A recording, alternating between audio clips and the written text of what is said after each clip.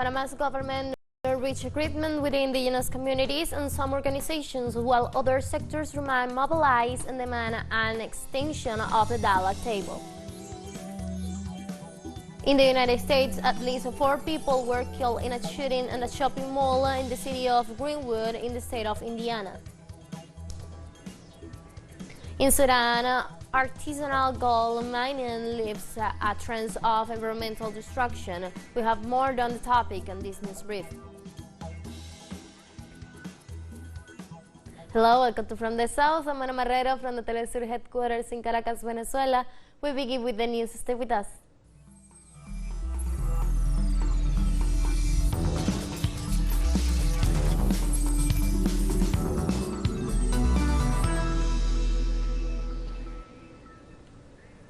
In Panama, the government reached agreements with the indigenous communities and some organizations to unblock roads and lower fuel prices, while other sectors remain mobilized and demand an extension of the dialogue table. The executive, together with a representative of the Govt region and farmers, agreed on a price of $3.30 per gallon of oil after an agreement for a 3-month renewable period. Meanwhile, the National Alliance for the Rights of the Peoples, ANADEPO, and the national government managed to sign an agreement in the city of Santiago, province of Baraguas. However, the bulk of the protests, led by other groups, announced that they will maintain the blockades while demanding gather presentations in the negotiations. Meanwhile, protests and demonstrations continue this Sunday in different parts of the country. In the city of Panama, neighbors spontaneously came out to demonstrate their discontent with the government led by Laurentino Cortiz. With pots and pans, banners, and Panamanian flags, hundreds of demonstrators expressed their discontent in the center of the nation's capital. Despite a partial agreement reached with some organizations, the Pan American Highway, which links the country of 4.4 million people with the rest of Central America, remains jammed on Sunday with a large truck. The high cost of living with widespread corruption are the main points of discontent among the mobilization population. In 68 years of life, I am tired of seeing governments that make their promises, that go up, steal, go down. The next one goes up, they steal, and here we lack everything: medicine, education, food, and our inequality has no name. The rise in the price of medicines, the basic food basket, which is very high, our economic situation, we have problems with large payrolls, indebtedness, several factors for the perfect storm that is happening in Panama. People are fed up and have taken to the streets to demonstrate for things to change. In Argentina, the provincial police of Jujuy, a jurisdiction government by some persons who hold Milagros Sala as a political prisoner, infiltrated social organizations without a court order. The espionage gathered a dossier of almost 80 files with photos. On March 31st, the Public Prosecutor's Office ordered an investigation into the social leaders who were organizing a march in opposition to Governor Gerardo Morales. The prosecutor ordered to infiltrate all the organizations that would mobilize and individualize their leaders, which resulted in 16 raids on homes, denying rooms, picnic areas, and headquarters of social movements. The defenders of the people's targeted by the riots are only able to see the file last Friday, finding personal files of almost 80 leaders with all kinds of personal data, bank accounts, real estate, and vehicles registration information. Cuba's credibility stands up to the blockade. Union of Railway Workshops, linked with national industry and other management models, manufacture ferry buses or train buses for the transport of goods and passengers. The equipment is designated to transport passengers and cargo to and from remote rural areas. Through the work of the Cuban innovators, Ghana, Jutongs, and other out-of-service buses are transformed into railway vehicles. The program, currently under development, is achieving a high social impact according to authorities in charge and offered a quality service to the inhabitants of those communities farther away from the municipal capitals. At these places, the railway is a main means of transport. Human rights organizations in Haiti announced that clashes between armed gangs have brought a death toll to 300 victims. Pierre Experience's Deputy Executive Director of the National Human Rights Network emphasized that during these weekend clashes between gangs for territorial control of the city Solel neighborhood located in the capital intensified, leaving at least 160 people injured, almost of them civilians. The officials stressed that the figures represent an increase of 337% regarding deaths and 216 regarding injured people compared to last Wednesday report, when the organization reported 89 killed and 74 injured. Casualties also rose after the United Nations unanimously adopted a resolution last Friday to ban the transfer of arms to criminal groups in Haiti. In Colombia, the death of one person is reported, while 13 others were injured in a motorbike bomb attack in the department of Cauca. The attack, attributed in principle to Ford, the incidents took place on Sunday about 11:30 p.m. local time in the municipality of Bordeaux, head of the municipality of Patia, Cauca. The detonation affected at least 6 houses and several commercial establishments close to the town center of this municipality in the department of Cauca. According to preliminary information, the victim was a civilian, while among the wounded there were 3 police officers. In the meantime, this Monday, an extraordinary security council will be held to analyze these and other attacks of violence. Truckers in Peru resumed a strike after failing to reach agreement with the government, seeking measures to reduce the impact of rising fuel prices and other demands. Unions confirmed that the strike will be permanent and on a nationwide level. One of the nations announced that although they will not take the streets to block the roads, they will comply with the general strike.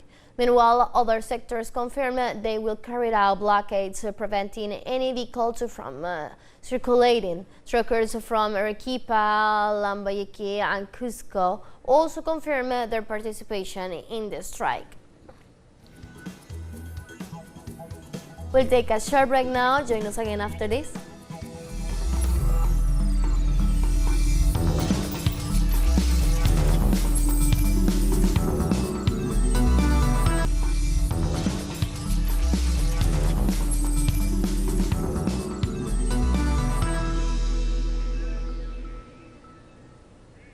Welcome back to From the South.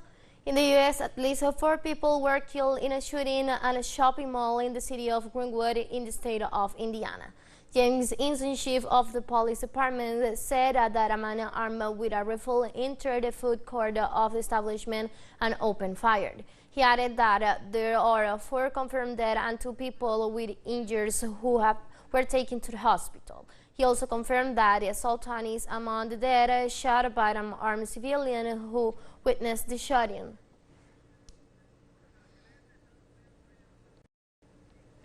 The United States President Joe Biden could face impeachment if Democrats were to lose the midterm elections. President Biden risks facing impeachment if Democrats were to lose control of Congress in November's midterm elections. Impeachment motion could pass by a majority vote in the House. However, the president could only be subjected to a political trial if the motion gets 2/3 of the Senate. House Republicans have already expressed their willingness to initiate new inquiries into a number of issues, including the cases of Biden's son, Hunter Biden, and the U.S. withdrawal from Afghanistan. Such inquiries could set the stage for the non-impeachment of President Biden.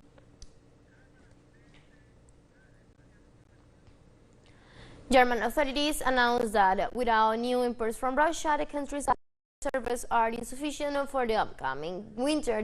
This Sunday, during an interview, the director of the German Regulatory Office for the Electricity, Gas, Telecommunication, Post and Railway Market, Klaus Müller, warned that gas deposits in the European nation are only at 65% of their capacity, a level that is not enough to get through the winter.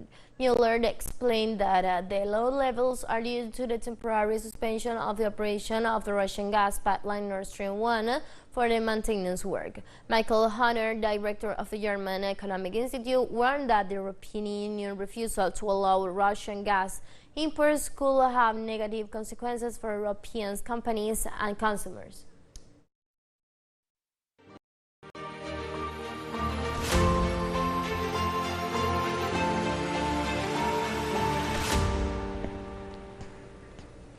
The European Union warned that it will not lift sanctions on Russia following the special operation in Ukraine if Moscow and Kiev sign a peace treaty on Russian terms. German Chancellor Olaf Scholz said that he knew from the beginning that they will have to sustain sanctions against Russia for a long time, and stressed that there is no other way to an agreement with Ukraine that the one of the Ukrainians can accept. Scholz emphasized that Europe will continue to support Kiev in economic, humanitarian, financial, and arms shipments, and guarantee that NATO will not become one of the sides in the world.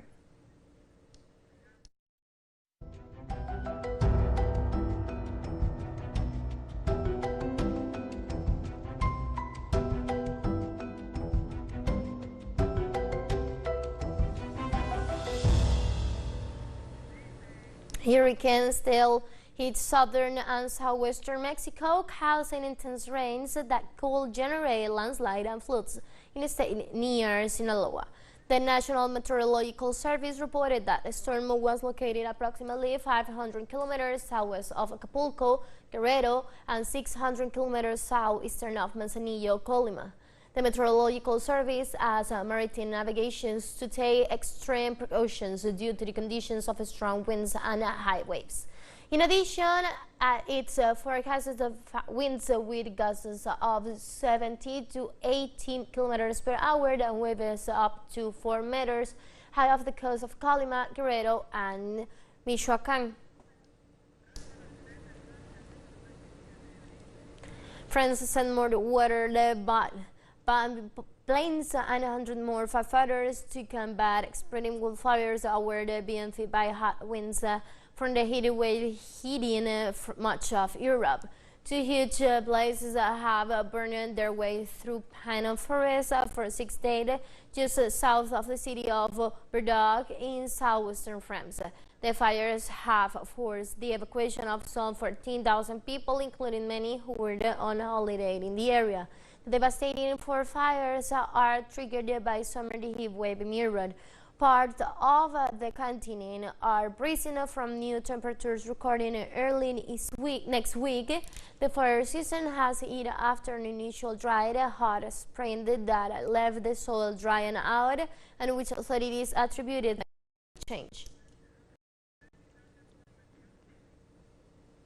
A new crack appeared in the Marmolada Glacier in northern Italy 2 weeks after the balance of ice and debris killed at least 11 people.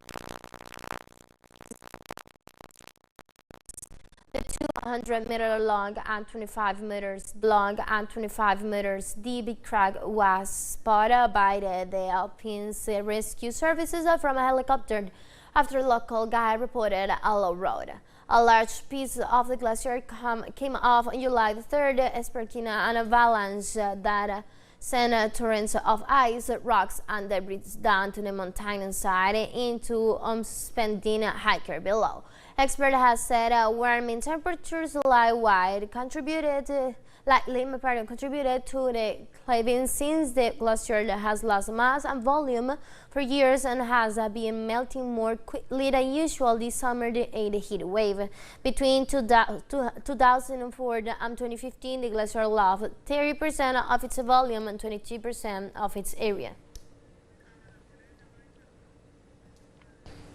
The Royal Netherlands Meteorological Institute on Monday announced a yellow alert for a tropical heat and temperature close to 38 degrees Celsius in the south of the country. The meteorological authorities have activated the National Heat Plan and issued a series of recommendations to avoid physical exertion, which includes drinking plenty of water, keeping a house cool, and looking after animals drinking the tropical wave that will pass through the Netherlands with unusual values. The institute also urged people to pay attention to homeless or the overweight people, children playing in yards, and the elderly. A spokesman for Govt Airport in the capital Amsterdam said that temperatures on the airport's runway could exceed 50 degrees centigrade, and measures will be taken to alleviate passengers' discomfort and safety. We have more news coming up after this final short break, so don't go away.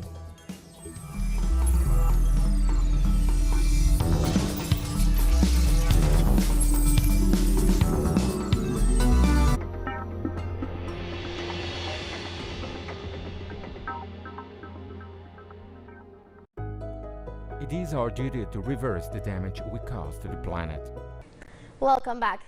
We focus now our attention to Sudan, where a growing number of traditional miners have traveled to Banana village hoping to strike it rich, but they leave behind hazardous white powder waste loaded with toxic chemicals, including mercury, used in the gold extraction process. Artisanal gold mining is spreading across much of Sudan, employing more than 2 million people and producing about 80% of the gold extracted nationwide, according to experts. North African nation is one of the world's poorest countries, and mining remains a source of fast profit-attracting mining. But chemical contamination from artisanal gold extraction poses clear health dangers.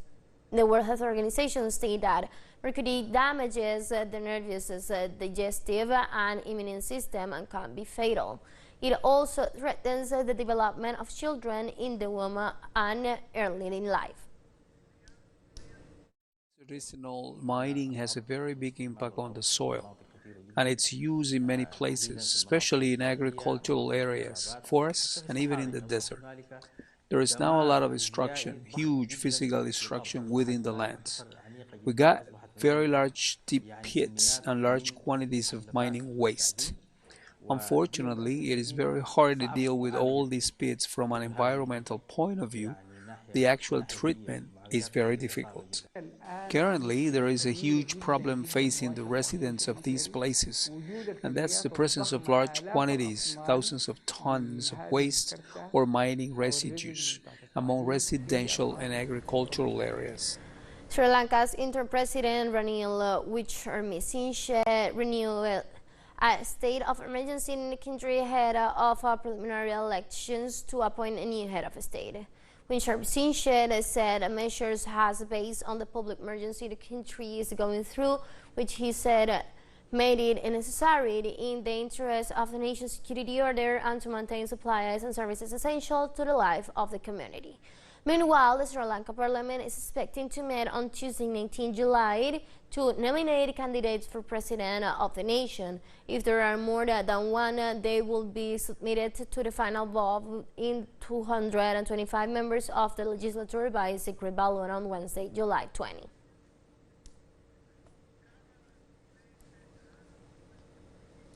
The Sahrawi Liberation Army launched a massive missile attack against several enclaves in the north and southeast of Western Sahara occupied by Moroccan troops. Local media indicated that the Sahrawi army neutralized a series of military points belonging to Morocco. In the past 24 hours, at least 5 Moroccan internment have been hit, and 2 others alert points on the wall have been neutralized. In this regard, the Sahrawi Minister of National Defense stated that the offensive has caused countless casualties and losses of equipment among the ranks of the Moroccan army, concentrating on the most recent sessions in Membes, a town occupied by Morocco and close to the border with Mauritania and Algeria. The armed conflict continued for the 20 consecutive months since the breakdown of the ceasefire in November 2020 and extended to the total of more than 100 zones. In Pakistan, at least 20 people died and other 30 are missing after a boat carrying more than 100 people, all of them a relative from the same family, capsized while crossing the Andes River on Monday. The overall boat was heading to a wedding ceremony between the village of Mektaka and Karodo when it capsized in the Indus River in the district of Sarikabad, Puntland province, according to the police and local authorities. Nearly 90 people were rescued by drivers while officers returned 20 bodies. So far, authorities estimated there are 30 missing people, but the exact number of passengers is unknown. Almost of the dead were women of the same clan because in Pakistan, women don't learn how to swim as it is considered inappropriate from them. teleSUR English continued to grow. Its signal now reaches Europe, and you can order it from your cable dealer or tune it yourself. These parameters that you see on the screen are in place since July the 1st. I'm quite soon for the changes will be implemented for the signal in the Middle East and Africa. Now more than ever, the world connect to us and our stories are being heard all around the globe. This news multi-platform will continue providing trustful content to oppose the Yemeni's media's narrative and our faithfulness to our audience. And with that story, we have come to the end of this brief, but you can find these and many other stories on our website at telesurenglish.net. You can also join us on our socials. We're on Facebook, Twitter, and on Instagram as well. For teleSUR English and from the South, I'm Ana Marrero, and thank you for watching.